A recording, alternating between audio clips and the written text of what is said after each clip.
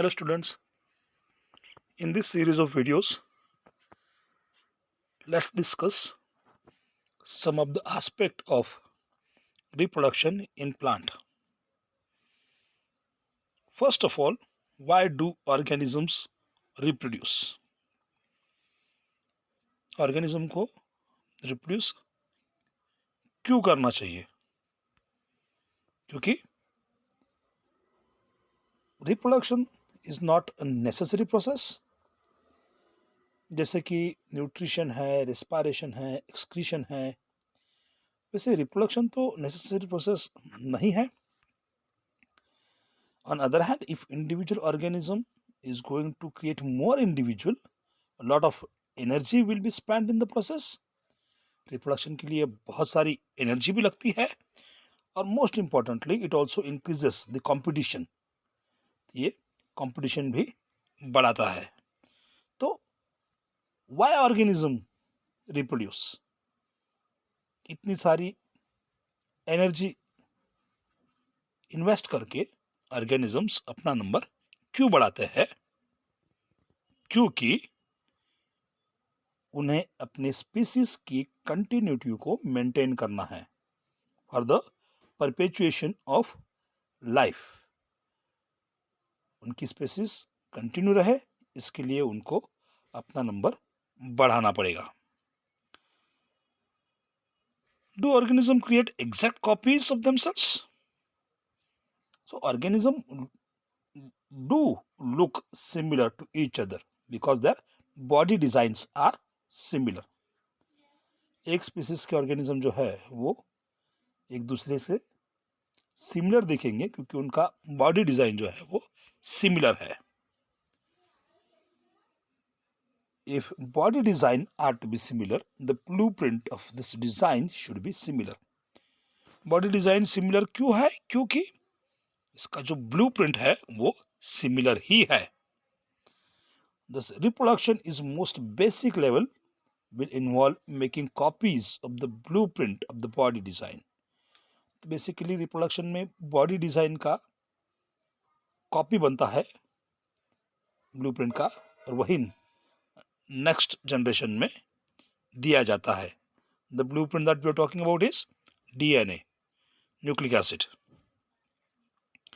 तो a simplest organism will divide just by this splitting into two cell. तो एक copy original cell के पास रहेगी डीएनए की और दूसरी कॉपी नेक्स्ट जनरेशन में भेज जाएगी. DNA copy is accompanied by creation of additional cellular apparatus. DNA copy के साथ साइटोप्लाज्म और बाकी जो सेलुलर apparatus है उसे भी कॉपी किया जाएगा. Effectively cell divide to give rise to two cell. तो ऐसे एक सेल से दो सेल बनेगी. This is the simplest form of reproduction. This will be seen in the unicellular organism. Bacteria जैसे ऑर्गेनिज्म में ये आपको दिखेगा. सो these two cells are of course similar, but are they absolutely identical?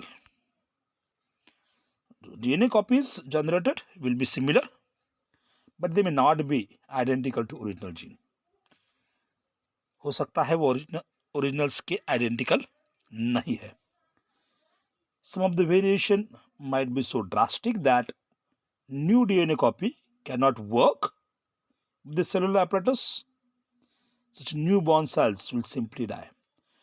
अगर variation difference बहुत ज़्यादा है जिसकी वजह से डीएनए सेलुलर apparatus में जिंदा नहीं रह पाया तो नई सेल जो है वो सिंपली मर जाएगी. On the other hand there could be many variation in the DNA that would not lead to drastic outcome. हो सकता है कि ड्रास्टिक आउटकम उसमें न हो. ये सेल्स जो है वो सर्वाइव करेगी लेकिन पेरेंट से ये थोड़ी अलग रहेगी.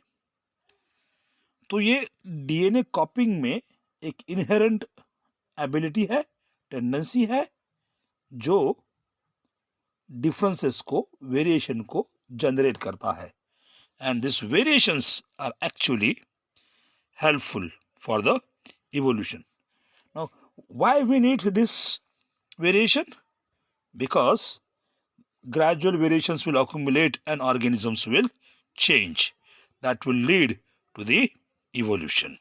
So, from single organism, accumulation of changes will take place and lead to creation of a new species, that is a evolution.